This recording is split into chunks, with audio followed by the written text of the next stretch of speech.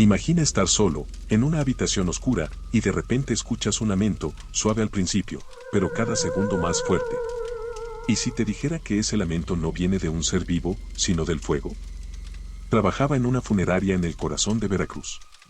No sé por qué, pero siempre me atrajo la calma de la noche. Tal vez era la soledad, la paz que traía consigo, o tal vez porque me hacía sentir que estaba lejos de todo. Pero esa noche fue diferente. Mi compañera en el turno nocturno era Camila, una joven de unos 25 años, con cabello oscuro y ojos que siempre parecían estar perdidos en algún pensamiento lejano. Tenía poco tiempo trabajando en la funeraria, pero ya había presenciado cosas que le quitaban el sueño. Eduardo. Dijo ella mientras preparábamos el crematorio para un nuevo cuerpo. Esta noche siento que algo va mal.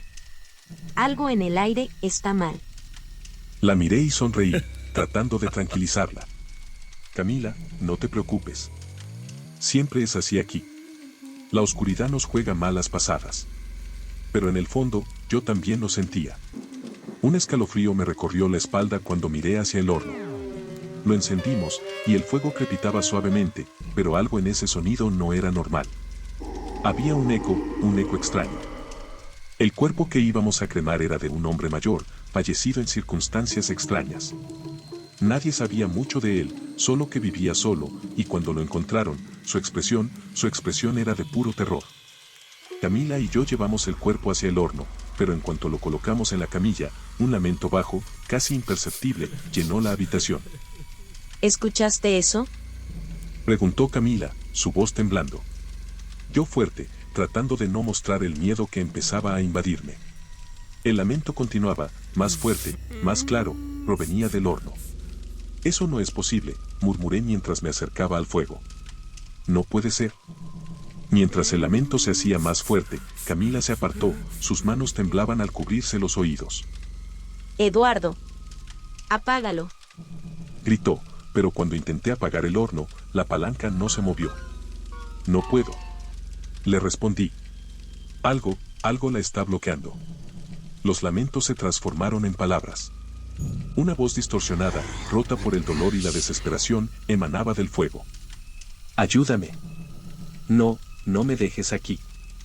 Camila comenzó a llorar, y yo me quedé paralizado. La voz no cesaba. Era como si estuviera atrapada dentro del fuego mismo, como si el alma de ese hombre estuviera suplicando por liberación. No podemos seguir con esto. Dijo Camila, acercándose temblorosa al horno. No podemos quemarlo así. Intenté calmarla, pero la verdad es que estaba tan asustado como ella. No sabíamos qué hacer. No podíamos detener el proceso, pero tampoco podíamos ignorar esos gritos. Por favor, sáquenme de aquí. La voz resonaba ahora, clara y desesperada, como si el alma del difunto estuviera sufriendo un tormento eterno dentro del fuego. De repente, el lamento cesó, y un silencio abrumador llenó la sala. Sentimos un viento helado que nos recorrió la piel, a pesar del calor del horno. Y entonces lo vi, una figura de humo y cenizas, emergiendo lentamente del fuego. Tenía la forma de un hombre, pero su rostro estaba distorsionado, como si estuviera atrapado entre este mundo y el siguiente. Eduardo. Susurró Camila.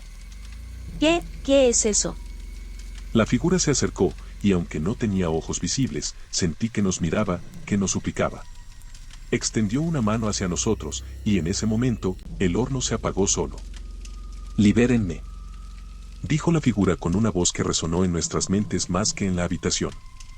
Mi alma está atrapada, no puedo descansar. ¿Cómo? Pregunté, apenas pudiendo controlar mi voz. ¿Cómo podemos liberarte? La figura señaló hacia una urna que estaba en la esquina de la habitación, donde guardábamos las cenizas. Camila, como hipnotizada, caminó hacia la urna y la abrió lentamente. Dentro no había cenizas, sino un pequeño objeto, una figura de cera con el rostro distorsionado, como si representara una versión maldita del hombre que habíamos cremado. Camila levantó la figura de cera, temblando de pies a cabeza. Es un amuleto. Dijo con voz temblorosa. Alguien atrapó su alma aquí. La figura de humo comenzó a desvanecerse lentamente, pero antes de desaparecer por completo, murmuró sus últimas palabras. Destrúyelo, y yo descansaré, en paz. Miré a Camila y asintió en silencio. Caminamos hacia el horno y ella arrojó la figura de cera al fuego. Las llamas la consumieron rápidamente y con ella esperamos haber liberado al alma atrapada. El aire en la sala se volvió más ligero. El frío desapareció y la sensación de ser observado se desvaneció. ¿Crees que lo liberamos? No lo sé, respondí, mirando hacia el fuego que ahora quemaba en silencio. Pero espero que sí. Desde esa noche, nada volvió a ser igual para nosotros en la funeraria. El trabajo continuaba, pero la memoria de esa alma atrapada en el fuego nunca nos dejó. Siempre, en las noches más oscuras, cuando el horno se encendía, ambos sentíamos que algo más podía estar acechando, esperando. Una semana después de aquel incidente en el crematorio, Camila y yo pensábamos que habíamos dejado atrás esa oscura experiencia. Todo parecía haber vuelto a la normalidad en la funeraria. Las noches eran tranquilas, el trabajo rutinario. Pero justo cuando empezamos a bajar la guardia, ocurrió algo que volvió a encender el miedo en nuestros corazones. Era una noche lluviosa, típica de Veracruz. Las calles estaban desiertas y solo se escuchaba el sonido del agua cayendo sin cesar. Camila y yo estábamos revisando unos documentos en la sala principal cuando oímos el sonido de la puerta de entrada abriéndose lentamente. ¿Esperas a alguien? Preguntó Camila, levantando la vista del papel. Negué con la cabeza y nos acercamos juntos a la puerta de entrada. La funeraria estaba vacía, o al menos eso creíamos. Al asomarnos al pasillo principal, vimos una figura solitaria parada bajo la luz tenue de la entrada. Era un hombre de mediana edad, empapado por la lluvia. Llevaba un traje negro y en su rostro había una expresión de tristeza profunda. Perdón por venir a esta hora, Dijo el hombre con una voz ronca. pero necesito su ayuda. Mi hermano murió hace unos días, y no he podido encontrar paz desde entonces. Camila y yo intercambiamos miradas. Había algo en el que nos ponía nerviosos, pero no podíamos negarle la ayuda. Lo siento por tu pérdida, dije. ¿Quieres que hagamos los arreglos funerarios? El hombre negó lentamente con la cabeza. No es eso, Susurró. es que él no se ha ido. ¿Qué quieres decir con que no se ha ido? Preguntó Camila, dando un paso hacia atrás. El hombre levantó la mirada, y pude ver que sus ojos estaban enrojecidos, como si no hubiera dormido en días. Lo siento, lo escucho todas las noches. Dijo en un tono casi inaudible. En mi casa, en el baño, incluso aquí, puedo escucharlo llamándome desde el crematorio. Por favor, ayúdenme. Camila y yo nos quedamos en silencio. Ese mismo lamento, el que habíamos escuchado la semana pasada, comenzó a resonar una vez más en la distancia.